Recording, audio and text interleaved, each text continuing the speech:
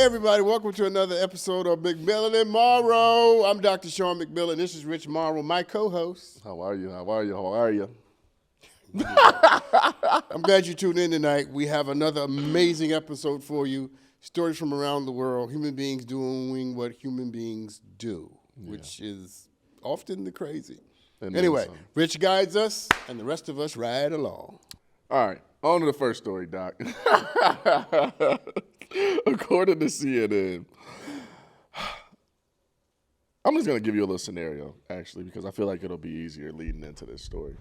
So imagine you and I are walking through the San Gabriel Mountains, and we're looking for some wild mushrooms. Not that we would ever be doing this. And a bear suddenly approaches us. Okay. What are you going to do? Are you going to run? Or are you going to try to find a way to, I don't know, get this bear to go away? Or are you going to... Well, I think it depends on the bear. I think there's some bears you shouldn't run away from, right? Isn't that true? I don't know enough about bears. Yeah, so... Now, my natural inclination would be to run. To run. For my very life. Yeah. But I don't think that's smart when it comes with a bear, because a bear can chase you down. You pretty easily. So the National Park Service has recently issued some important tips for what not to do when this happens. And running would be a part of it? It says if you come across a bear, you should never push a slower friend down. Apparently, this has happened in many cases, but on their Twitter, they posted that, you should never push a slower friend down, even if you feel the friendship has run its course, trying to be funny, I guess. While it's an exciting moment, it's important for us to remember that bears in national parks are wild and that they can be dangerous, of course. They say that if the bear notices you, though, you should identify yourself as human by standing still, talking calmly, and waving your arms. So that's a tip for hikers that also travel in groups as well. So that's not something I would have thought to do, personally, is stand there and try to just wave my arms, because I don't think the bear would even care. No, but I did hear that you should talk. Yeah. So that the bear knows you are not like An something animal that they normally eat. Yeah.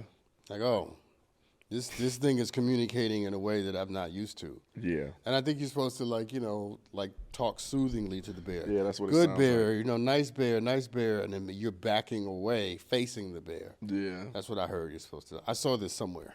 Somewhere. But let me just. You're never gonna need to apply. Thank you. I'm never gonna need to apply this knowledge ever in life. I'm never going somewhere where there's a damn bear. So what would it take to get you to go camping? I can't say on TV. I can't. You ever heard of bear spray? The stuff you sprayed in the bear spray? Yeah, of course. I'm from New York, not the Adirondacks or I don't know. Appalachia. Although I'm sure they've heard of spray.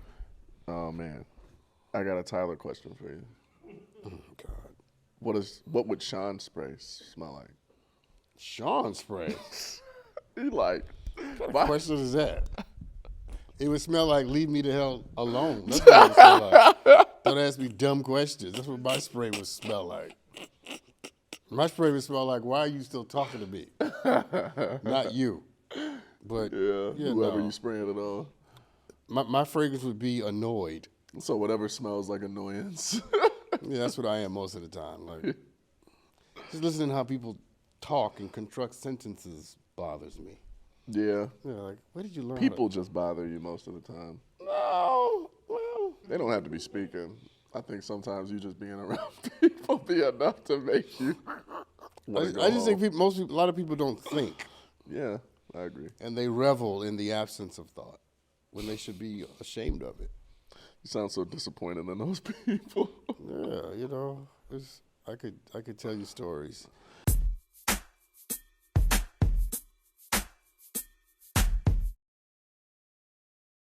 No one does Nosey better than me. Photos.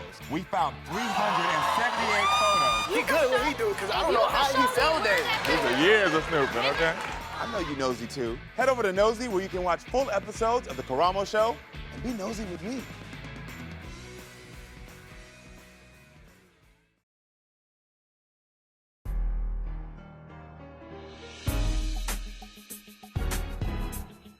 On to our next story. We got a special guest coming in. I like when we have guests. Yeah, I know you do, and this one's gonna be a good one. I can't wait to hear how you received this, but we have Chev Dixon. I don't know if you've ever seen the show Naked and Afraid. Naked and Afraid. I was just about to say that. Yeah, Naked and Afraid. How are you, here? Chev? Are you here? I am here. There he is. Chev!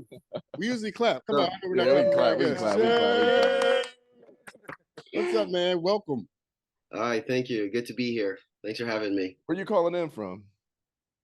I am from New York City, or Yonkers. Yonkers. Chev, Yeah. I love you already, just so you know. I'm from Really? Why you love me, man? Like, you don't know me. I'm from Harlem. I don't have to know you to love you, first of all. But second, I'm from Harlem, man. So, you know, I love anything. Okay. All right. The love is well received then. Got the New York connection. Okay. Okay. Yeah. So, as you know about. See how confrontational he was? That's he's from New York. That's New York right there. That's how y'all talk. New York, right? You don't know me. Like, you don't love me. You don't know me. It's cool, though. Anyway. So, you know, as you know, he's an adventurer, athlete. He's also an activist. I'm not sure if you knew that, but you have a mission going on. I'd love for you to tell us a little bit more about your mission before I dive into, you know, one of the stories. Yeah, my mission is to get as many Black people outside, out of the city, into the woods, into nature. I love it. Yeah, that's really my mission here. It's just and how did you come to that from being from New York? Y'all ain't got no nature out there.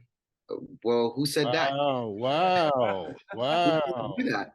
Okay, Ohio, simmer down. We got a lot more trees. That's all I'm saying. Simmer down. I don't know if Ohio has a lot more trees than New York. We're not going to go that far. But no, New York is nature, man. Like, you know, New York City is just New York City. It's a small little area. Yeah.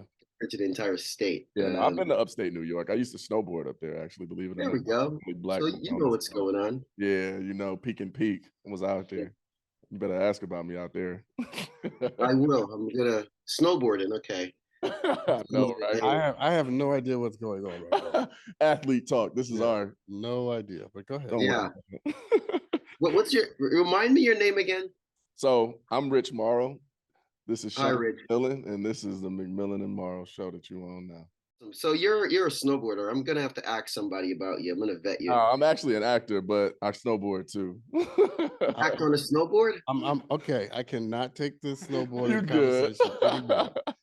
And I'm hoping we're gonna edit that part out. Could you get to the story? We're gonna get to the story. How about man? we get to the story? Let me go to our guest, please. Let me learn a little bit about bro. Okay. Jeez.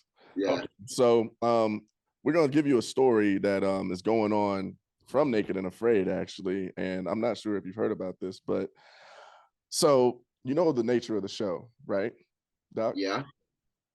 Kind of. I'm wondering if he knows. I mean, you're out in the woods, you're naked, and you got to survive. Basically, they're surviving with nothing but their birthday suit. So recently, while filming in New Mexico, a contestant learned the hard way that being naked and afraid obviously ain't always a good idea.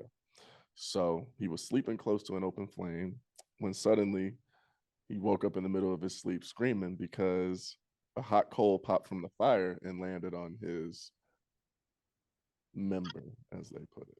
What, his penis? I saw that episode, actually. You saw that episode? Yeah, that's funny. Chev, I mean, what do you think about that? That show has a lot of interesting things and interesting stuff going on.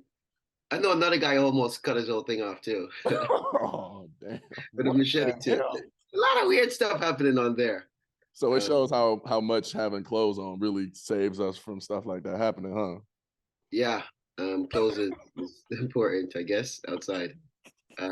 But just being able to be outside with no clothes is good too, right? Yeah, I mean, you're the adventurer. I mean, we've had stories about street. Look, don't let him fool you. Being outside without clothes on does not sound like a recipe. Listen to this. For Just recently, me and him had a conversation where he told me if something happened, he would be running down Hollywood Boulevard naked. So don't let him fool you. Oh, that's brave. Yeah, and it's pure excitement. So don't let him make it seem like he's fully against. And we've had stories in the past of people in other countries, you know, streaking and things, and he's not completely against it. So yeah, but you're not out in the woods, you know, when you got you know, animals and bugs walking around DTLA ain't no safer. You know, ticks, flies. And what you think you can't catch in the streets of New York? Imagine getting a mosquito bite on your penis, Rich. It's not a good thing. That's not something I want to be imagining. It's not a good thing, okay? That's my point exactly. Forget having to imagine in it. Imagine having to live it. Yeah, no. I'm just saying, if I'm in the woods, I want some clothes. Right. At least it wasn't like an animal or something, because that would have been tragic. So what happened with the other contestant then that you said you saw? Me? Yeah, you said there was another episode where he got stitched up from what I saw, and then after he got stitched up, they put him back. They inserted him back into the challenge. He kept going. That's one tough SOB. But so what do they win for winning this show? Because it's not a win thing. It's not a win. It's just an achievement essentially. No one is really competing with each other. It's not a competition. It's literally just a challenge to test yourself. Really? Yeah, that's what it is. I see it 21 days they gotta go. They gotta survive for 21 days. Wait, hold on a second.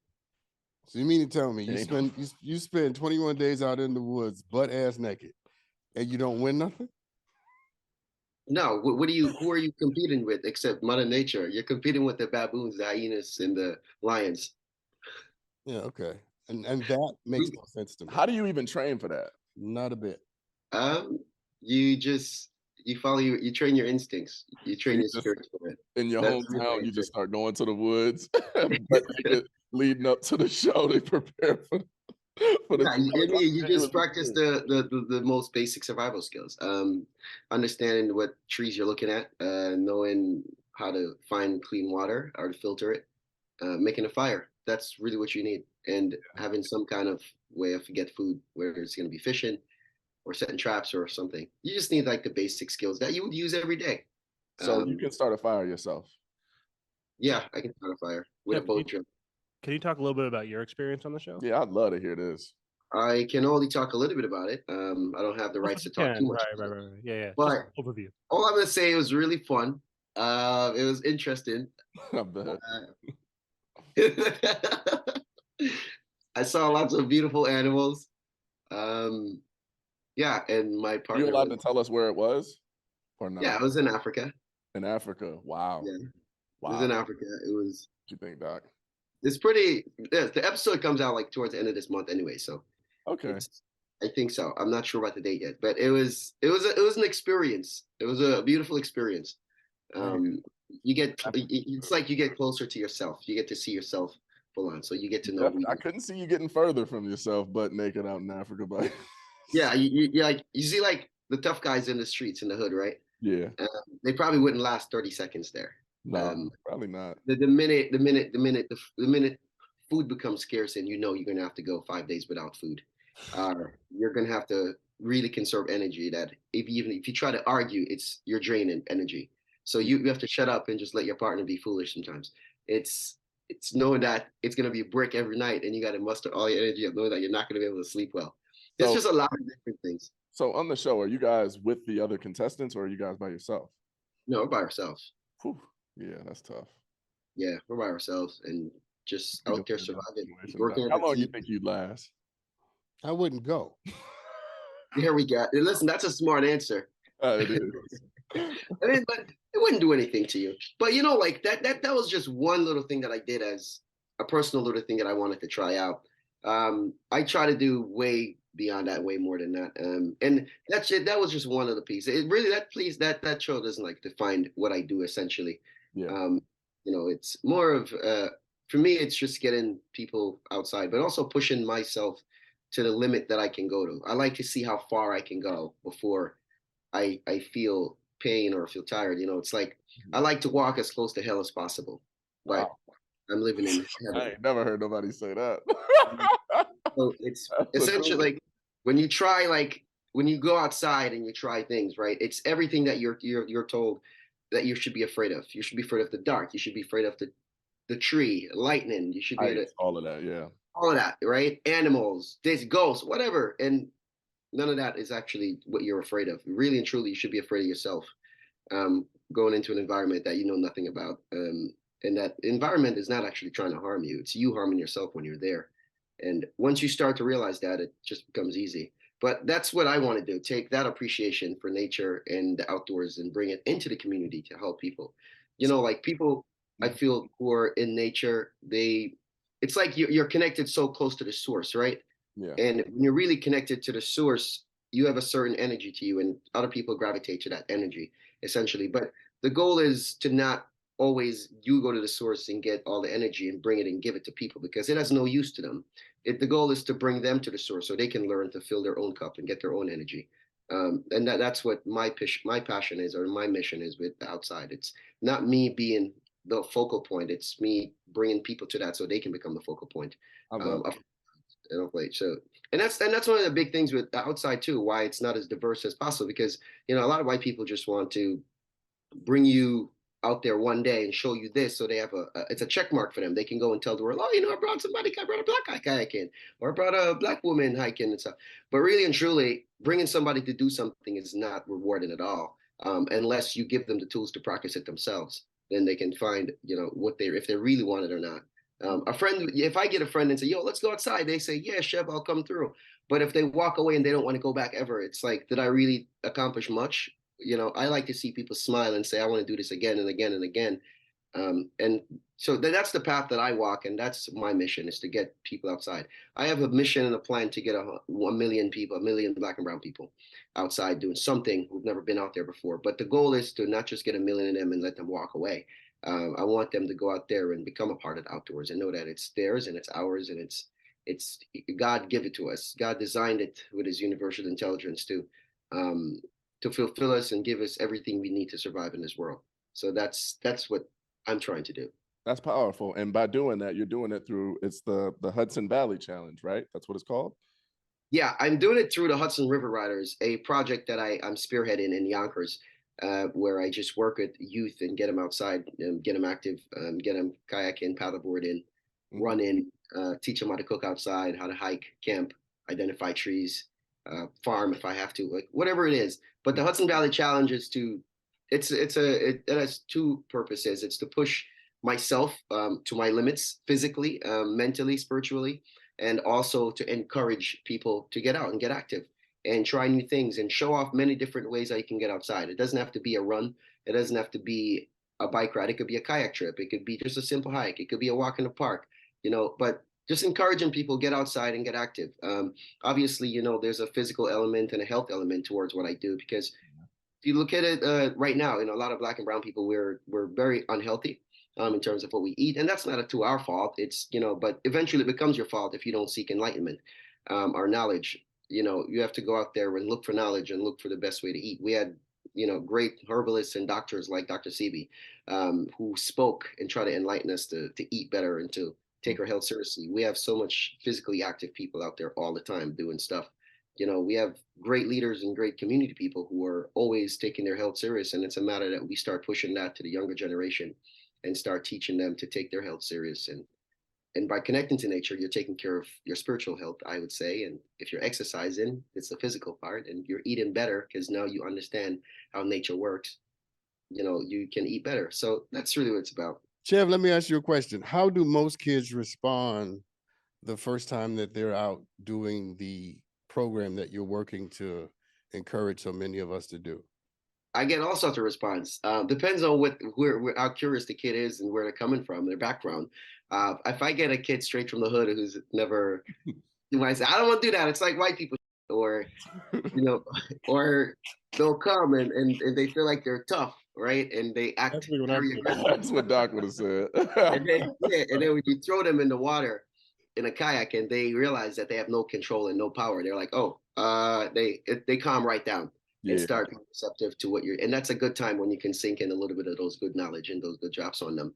And that's what it's about. But then you have some kids who are like a kid that skateboards around town. That kid is most likely like, hell yeah, I'm with this, let's go. Yeah. And you have kids that are like, let's just go far. And then you have some kids like, this is enough, I want to go back. You get everybody. And it's really about how to deal with all of them and bring all of them in, and make sure everybody feel comfortable no matter where they're coming from or what background they're coming from. For sure. And you start to give people the options and educating them on the different, things that they can do. I mean, like you said in the beginning, a lot of people just feel like the only options you really have is going outside and going for a run or for a walk.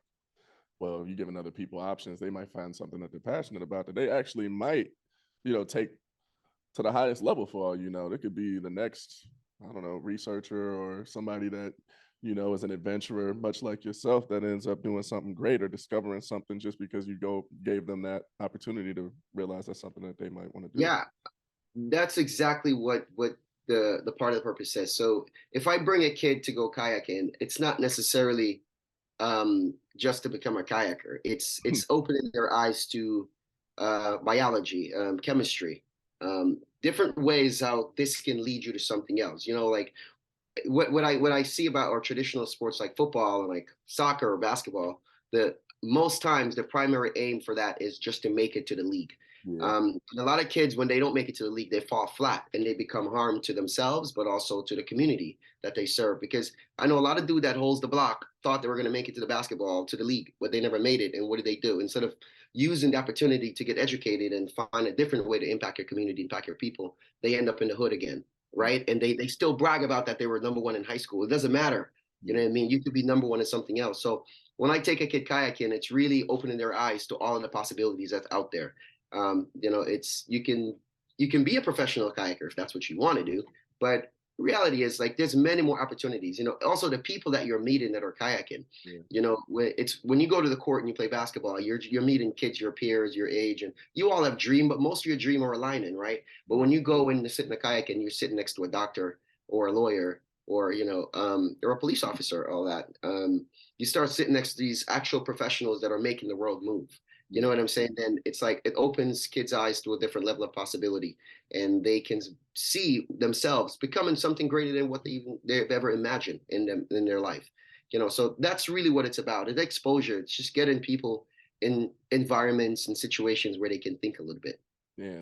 Well, you know, I think what I'm getting out of this, and the most interesting part of it to me, and just for full disclosure, I'm not an outdoors person. He's very opposite. My black ass is not going. I'm going to Neiman Marcus. That's where I'm going. But what I like about what Chev is doing with people, and particularly with kids, and this is the part that I think personally I honor the most, is that he's teaching people the difference between fear and danger, and he's forcing people to understand that a lot of what we fear is a lot of what we have created. Mm-hmm. And I think anything that makes us confront our fears at that level, for sure, that makes us, sort of reveal how we participate in our own undermining, is an extraordinary thing. Yeah. It really, I used to work with a camp. It was a rites of passage camp. So I have been out in the woods, just to be clear, okay? Just to be clear. I'm not speaking as someone who has no experience, because that would be unintelligent. But we did the rites of passage, and we would take, inner city Black kids from across the country out to some camp in Wisconsin and Iowa and introduce them to all kinds of stuff. Yeah. And Chev's absolutely right. Most of them, when confronted with nature, realize they're not as tough as they thought they were. and what it also does, and Chev, you can respond to this if you will. It makes them take off the mask. Absolutely. You can't hide. The bravado, the machismo, they had to take that off because now you're counting on another man, another woman, somebody else to help you survive. Exactly. It's true, man. It's like, I've taken people into the woods where I say to them, I would say, don't bring any water with them. Right. And they're like, wait. That's where I'm going home. You would have lost that's what I'm thinking, Chev. But I say that to some, but we're taught now, like, oh, you have to. Yes, I know water is essential to your survival. You're not going to make it without it. But if I'm telling you don't bring any, clearly there's a way that we're going to find it. It's there, right? But people don't think. Clearly, why would I not want water?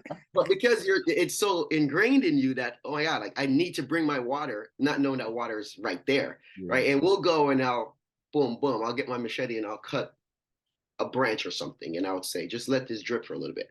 And boom, there's fresh water that's more tasty than what's in the bottle. And they're like, oh man, I didn't know. I see this every day in my backyard. And it's like, yeah, but this water is cleaner than the one coming out of your faucet, but you wouldn't know, right? So it's like little things like that. Or you say, don't go buy blueberries. I'll show you where to go find those. Don't buy raspberries. I'll show you wineberries. Like, it depends on the season that you're in. So there's just so many different ways to impact, but also, like you said, have people confront themselves for real. and see like actually like everything under the sun is in nature. We are nature. We eat each other. When I say that, I mean when you're dead, your corpse go back to the earth, and that's what grows the berries and the trees. And I think Rich had another interpretation of eating. I'm glad he elaborated because I didn't know what to think for a second. I was like, whoa. Yeah, meaning like we're all interconnected with nature. I absolutely get it. Yeah. As with plants, with the water. With that's it. Go ahead, Chev. We're breaking down, but you keep going. Yeah, Why you looking at me like because I want to know who you've been eating, Rich. yeah, who you been eating, Rich? I mean, Hey. I eat fruits, but that fruit I know for a fact, a dead corpse kind of gave fertilizer to the earth and made that fruit tasty. So that's what I'm getting at. Wow, that's powerful stuff, man. I applaud you for that. Where can our audience go to learn more about this and maybe even become part of the challenge? Yeah, you can go to my website. It's Negus Chev, Negus Chev.com, and actually NegusOutdoors.com. Negus Chev is my name. It's NegusOutdoors.com. And Negus sound when he say the name. I thought you was reacting because you thought it's Negus Outdoors. So Negus. I know that one is always like that name alone. You say it too fast, somebody gonna slip up. Man, I'm telling you, like I know people say to me, "Hey, I just wanna. Can I say your name?" I'm like, "Yeah. What do you think it is? Go ahead." Like what? And that's terrible. That is terrible to do that to people. Say it. I dare you. I dare you to say it. Look at the spelling. Look at the spelling, right? The spelling is, but that also it comes from a place of wanting to like bring people closer to themselves, and obviously. The root and the history of that word Negus, it's rooted in Ethiopian history, in Amharic, and it just means royal king or sovereign king. That's exactly what it means. And if you say Nigus, meaning the sovereign queen, so that is what that is. So it's just I don't use the N word at all. I don't. Whoever uses it, that's fine, but I just don't feel the need to, and I haven't in about 15 years. And that was a conscious decision I made as a kid to not use that word. I didn't relate to it, but I do relate with the word Negus because I do believe that we're kings, we're queens, we're beautiful people, but not everybody's a king, not everybody's a queen, right? We all have a role to play in earth. And that's one of the things I always like think about when I talk about, because I thought for Black people sometimes all of us weren't kings. It didn't work that way. I mean, no, Chev, you absolutely. That's one of the things I've said. Yeah, is and I don't want to get too down in a rabbit hole, but everybody wasn't the damn king. Yeah, everybody isn't a queen, and because there can only be one. Right. Now we can all be royal. Yeah. Yes. Right? Because there's room in royalty for princes and dukes and countess and duchess. We are all royal. We are a royal people. Yeah. But we're not all kings. There can only be one king and one queen. Yeah. Right? And that's deeply problematic as it relates to power, as it relates to who gets to decide what truth is. It translates to a lot in society. Now I understand what we mean. We're down a rabbit hole now. I understand. I understand what we mean when we bestow honor to each other. You're hey king. You say hey king.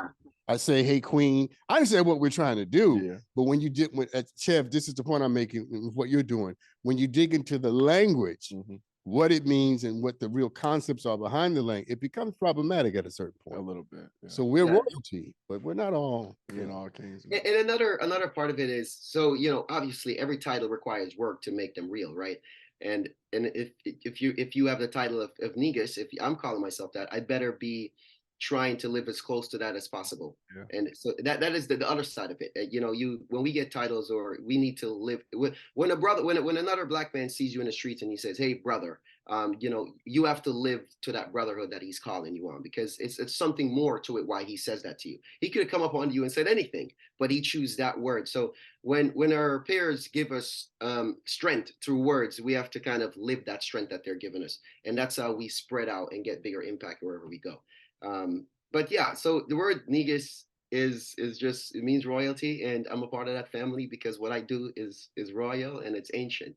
Amen. It's mystic. So Chev, give us the website one more time. NegusOutdoors.com. Negus Outdoors.com. Thanks, man. Thank you for coming on. Dude. Anytime. Thanks for having me. I guess the next thing though is we got to get you guys outside. Yeah. Bye, Chev. God bless your ministry, son. Yeah, we need you No, outside. Don't worry, I'll work on him. Don't worry. God don't I want got that him. for me. You might see him Yeah, out there yeah. on the Hudson. Yep. All Yep. right, man. One love. Stay blessed. Yeah, Likewise. appreciate you, man. Thanks, Bless you. man. That was good.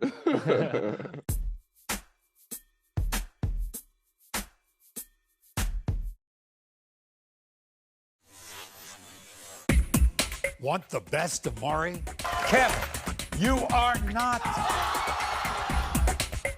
Want the best of the Steve Wilkos show? Would you take Dave back if he left Katie? Want the best of Jerry Springer? Just download Nosey on your mobile device or stream it on Pluto TV, Samsung TV, or the Roku channel. Until next time, America.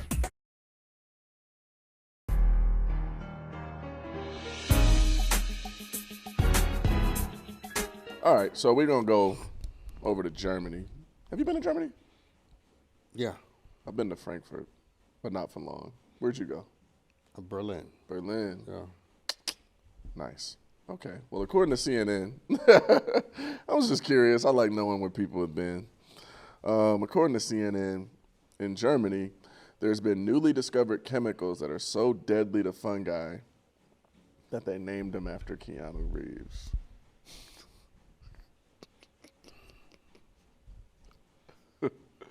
What do you think about that? I just saw the new John Wick, by the way, too. Did you? Yeah, I did. I've only seen one of those movies. I've not. They're all kind of the same. Like from the very first movie to what I just saw, basically the same thing has been going on through all the Just fighting, blowing up stuff. Same things, all because of what? This dog. You shouldn't have messed with the man's dog. That's the common theme. You don't mess with people's I'm going to dogs. say something that a lot of people are going to disagree with. Okay? This You think it was unwarranted? No, I'm not I even hope on that. not. I'm I on was something gonna- different. Don't break my heart like that. I think our audience is going to react very negatively what I'm about to say. It's going to cause a lot of controversy. We're going to get it in the chat, but I'm going to say it anyway. I saw the Black Panther movie on a plane, the new one. Yeah. You wasn't a fan. Not at all. I'm not gonna lie. Even as an actor, for me, it wasn't my favorite. I think the first one was better, personally. I was like, what was the big deal about this movie? Why did all the Negroes say we have to go see this? I'm like, Because it's Black Panther, that's why. Yeah, no. But also the homage to, the amazing Chadwick Boseman that they. that part I were thought able was to do. touching, the way they It was showed his very photos. touching. I thought that was good. And how they And who I met him. Did I tell you the story? No, you haven't. I was at the Congressional Black Caucus weekend in D.C. It was when he was doing the Jackie Robinson movie before it came out. He had 42. done it, 42. And so I was there traveling with someone, and we were at the same party. Yeah. So we met each other, blah, blah, blah. We exchanged. I have his number in my phone. We never became friends or anything. Yeah, but you definitely. But, met. we met, we talked, we, laughed half the night at all the craziness going on at all the Congress people being drunk. Yeah. So I say that to say I was very happy that they did the tribute to him, of course. But the rest of the movie, I thought, it's all right. Yeah. It was kind of. I'm glad I didn't pay to see it. No, I kind of had the same reaction, and obviously this story. Is Aaron, did you like? but- Did you see Black Panther too? I did see it. Did you love it? Like it? I mean, love is strong, but I liked it. I'm with him. I liked it. Yeah, I liked it too. It was entertaining. It was long as hell. Yeah. Very it was long. long. It was very, very long. I was flying to Atlanta and it covered almost all my flight. I bet. I was like, this movie's long. It But I had tell you the about part 3 that got me when the little boy told his aunt his name. I am Prince when you start to T'Chaka. realize, what was said, going "Now on. that Like, got oh me." shoot. Now, that got me. Yeah, no, it Son of definitely had its King moments. T'Chaka. That's the right. I'm saying it right. T'Challa. T'Challa. Okay, same thing. Same tomato, tomato. Yeah. Well, back to was the, good. I clearly don't want to talk about this. No, but yeah, I you know. tell? But fungi is something that's actually becoming more of a problem nowadays. I don't know if you know this, but it's leading to a lot of different infestations and mold, and things nowadays. So they found some components that are super deadly to fungi, and that, there's 3 components that they're putting in this that they feel like is really advancing, us being able to take care of mold and funguses, right? So They did name it after Keanu Reeves, like I said, but the official name is Keanu Mycines. Change the story. No, but I'm asking, if they were going to name one after another actor, who would you choose? Change the story. Who would you choose? I don't want to talk about this. Who would you choose? Do you think Keanu was a good choice, or they picked stupid Denzel Mason? I'm not responding. So I'm just, you can have this moment all by yourself. Will Smithison. No. There you go. Let it out. Get it out. I'm gonna move on. It's cathartic for you. I'm just wondering what you would have chose. Okay.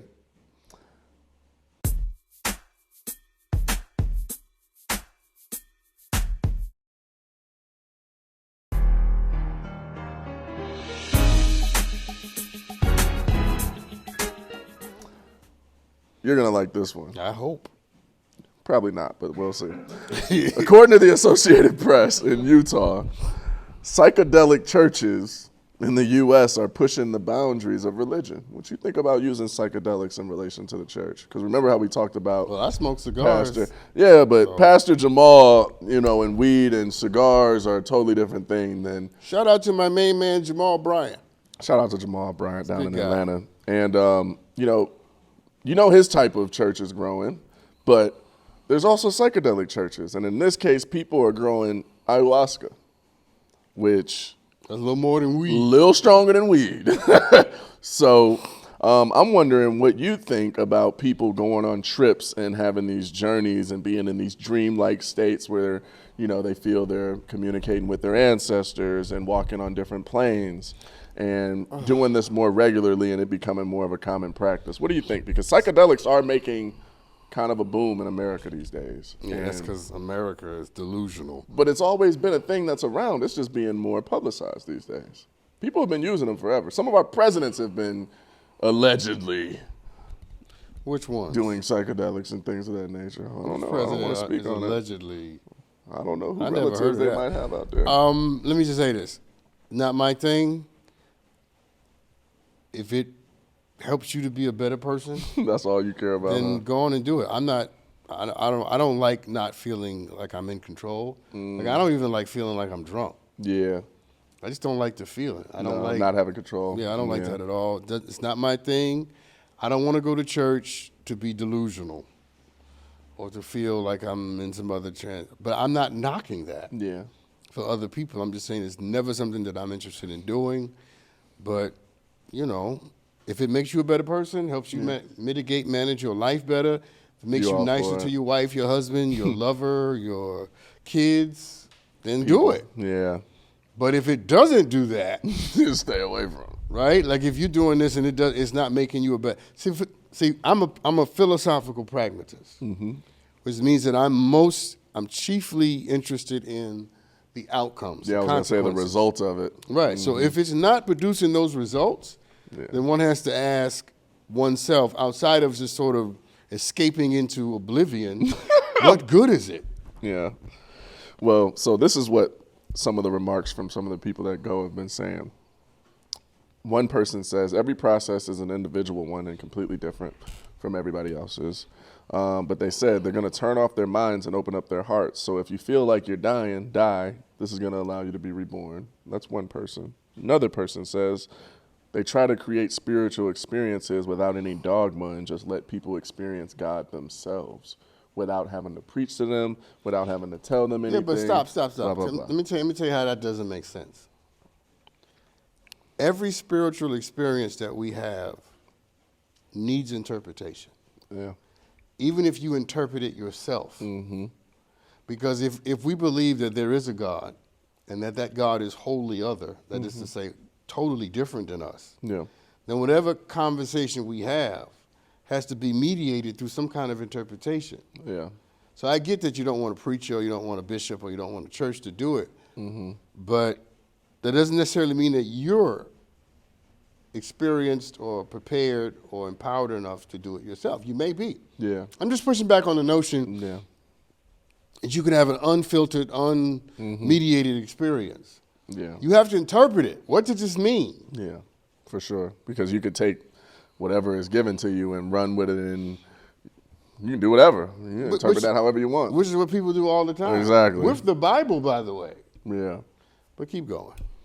What was the word you used? You said most of the stories are allegories, right? Is that the Right, word? the allegory. Yeah, allegories. Yeah. So, people a lot of times don't understand what that even is. And they take everything so literal at times that it can be very, very misconstrued. So here's my recipe for that before you get back to this exhilarating story you're telling about. We're going to go to the next one after this. You can take the Bible literally or you can take the Bible seriously. To take it literally is easy. This is what it says, this is what you should do. To take it seriously is to understand that you are separated. Check this out, since you got me going. So first, the Bible is it's spoken in Aramaic. It's written in Hebrew and Greek. Okay. Translated into Latin, from Latin into German with Martin Luther. It's a lot of different From Martin translations. Luther into French and then ultimately into English. So you are 6 languages away. If you include Aramaic, you are 6 or 7 languages away from what it's actually saying. It has to pass through Greek and Hebrew and Latin and German and French before it gets to English. I wonder how many people know that. Well, they're going to know now because they watch the show. Yeah. I'm curious. How many people? No, none. I was going to say. None. I'm like, I bet you. And what you say in Greek is not the way you say it in Hebrew. It's not the way you say it in Absolutely Latin. not. Like my mom's first name in Greek means the moon, and you would never even think that that's a word that people would just be using because it's such a common name in America that we just think that it's just a name, The point being, Yeah. you can't take whole swashes of it literally because you don't literally know what it's saying. Yeah. Unless you know Greek and Hebrew and Latin and know German, all of which I know, you don't know what it's saying. The first time somebody argues the Bible with me, I say, okay, you want to argue the Bible? I'll give you 3 minutes. Yeah. They get insulted, which was my intention. I said, so do you know Greek? They go, no. You know Hebrew? They go, no. You know Latin? They go, no. They go, German? You go, no. Well, I can't talk to you. We can't even argue. Because we're arguing a translation that's 6 languages away.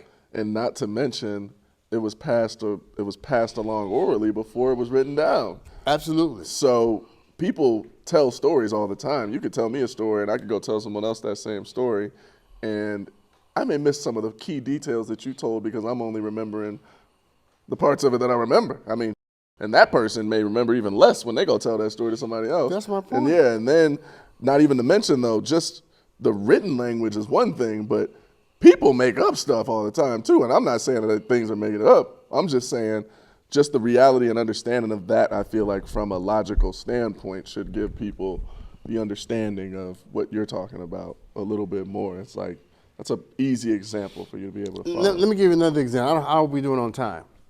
Yeah, all right. Okay, so this is better than that story you trying to make me talk about. No, I was going on to the next one anyway. So let's go back into language. Let's talk about the Bible for a second. Again, I'm going to make some of the viewers mad, but since, they don't pay me enough, I don't mind making people mad. So check this out. Aaron, listen to this. Pay attention, son. So we say that the Bible is against homosexuality. Leviticus, Romans chapter 1, and go down to Corinthians, all that. And the main crux is in Leviticus, where it says, it's purported to say a man shall not lay with a man as he lay with a woman. That's what Leviticus, I think it's 9 says, or 19. But that's not what it says, by the way. It doesn't say that. It does not say that a man shall not lay with a man as he lay with a woman. It does not. Look, where's my camera? It doesn't say that. Here's how you know. It should say, Hebrew word for man is ish. So it should say, ish shall not lay with ish as he lay with a woman. Right? Yeah. If that's what it was going to say, that's what it should say. Here's what it says. It says, ish shall not lay with zakat as he lay with a woman. Now we got to figure out what the hell is a zakat, right? What's a zakat, people? You know what a zakat is? It is a male temple prostitute slave. Whew. So the prohibition isn't for men laying with men. The prohibition is for having non-consenting orgy sex That's in the temple. In the temple. Whew. That's the prohibition. I wonder how many people do that too. And if the scriptures wanted to say man shall not lay with, it would have said ish shall not lay with ish. Doesn't say that. Yeah. But we translate it according to our political agenda. So we've taken zakat and made it ish. That's deep. I'm just saying, don't bring the Bible to me. I was gonna say I think you're gonna end the argument because you got a little scripture that you learned in your Sunday school. Yeah, I'm not that guy. Yeah, no. You can bring that to Aaron because he don't know no better. Yeah. You can't bring that to me. I'll rip you up. Like, what are you talking about? Oh, I got more. How much time we got? 5 minutes? We got one more story after this, so you good. I don't care about these damn stories. Yeah. Here's the other thing that we do. We make Paul more valuable than Jesus. We think Paul is the head of the religion. He's not. Like Paul endorses slavery. Yeah. Jesus would never say that. Never, yeah. Paul's like, slaves be obedient to your master. Can you imagine Jesus saying that? Yeah, no. No. Not Paul from says what women we should know. be silent in churches. A woman's body does not belong to her. Yeah. Jesus would never say that. But what we've done, we make Paul the head of the religion. Let me be very clear. I don't follow Paul. I don't believe in Paul. Paul's just another Negro just like me. Jesus is the head of the religion. I follow what he said. And if the choice is between what Paul says and what Jesus says, I'm choosing Paul. And those two statements from either of them are not equal. Now I'm done. Send your comments to Rich because I won't read them. Drops mic. It just annoys me. Yeah, I feel you though. It annoys me. I feel you. I feel like we struck a nerve. Yeah, well, we did.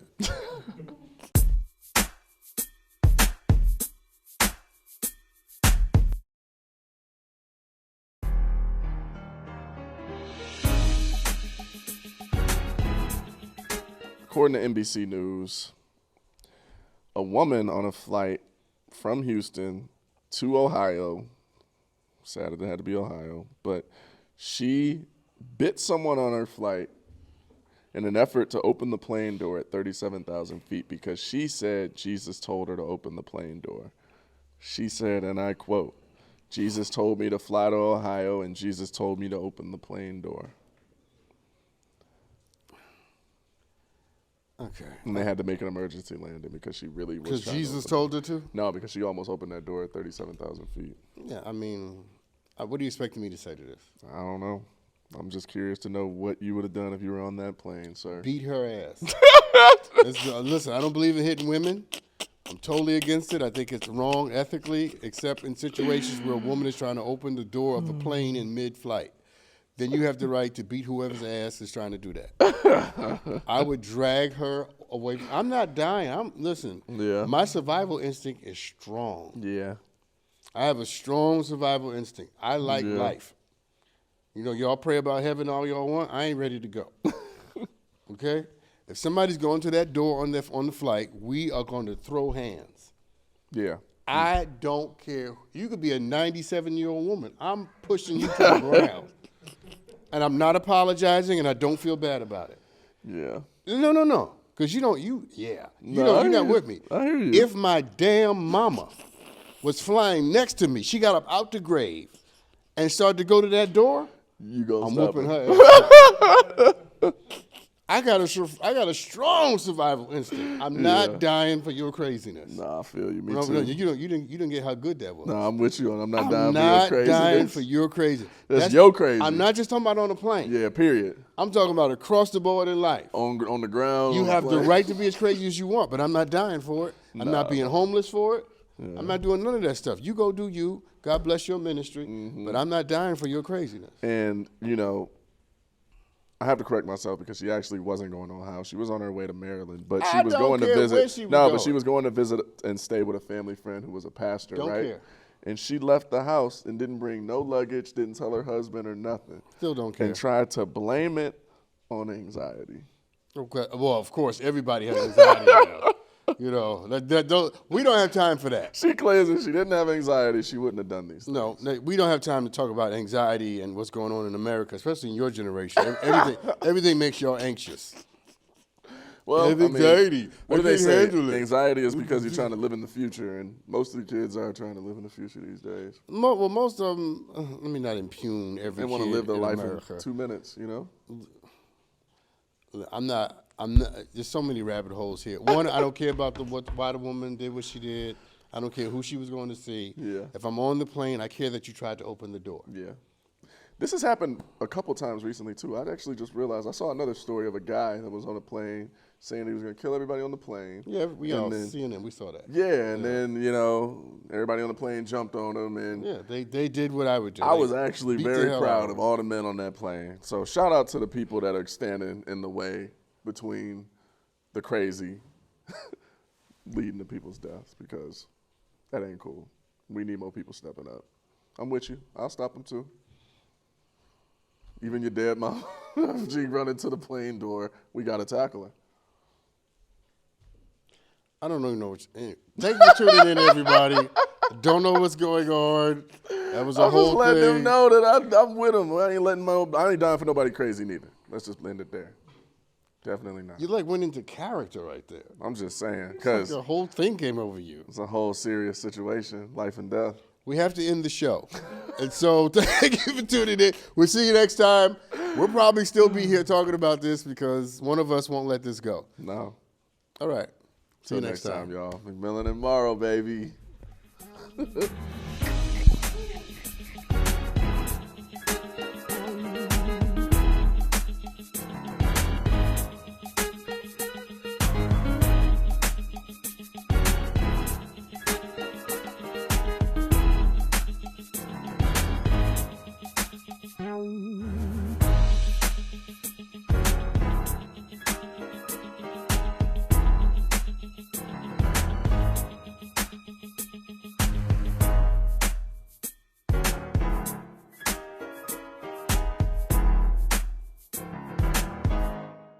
Hey, everybody on the YouTube. Thank you for tuning in. If you like what you see, make sure you like and comment and share because we got to spread the joy, people. That's how it goes.